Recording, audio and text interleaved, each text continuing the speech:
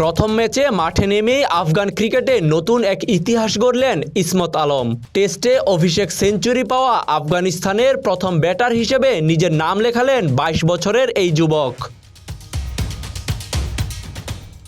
Bulawayo টেস্টে জিম্বাবুয়ের বিপক্ষে দ্বিতীয় ইনিংসে এই কীর্তি গড়েন ইসমত আলম। অভিষেক টেস্টের প্রথম ইনিংসে 0 রানে আউট হলেও দ্বিতীয় ইনিংসেই নিজের জাত চিনিয়ে ম্যাচটিকে স্মরণীয় করে রাখলেন ইসমত আলম।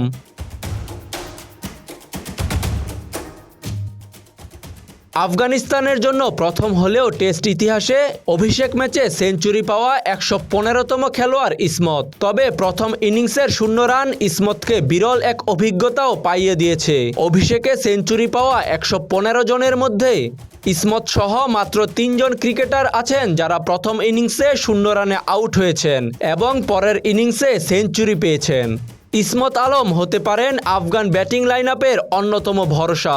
অভিষেক টেস্টের আগে প্রথম শ্রেণীর সর্বশেষ 3 ম্যাচেও সেঞ্চুরি ছিল এই ব্যাটারের, মানে সর্বশেষ 4টি ম্যাচেই সেঞ্চুরি হাঁকালেন ইসমত আলম।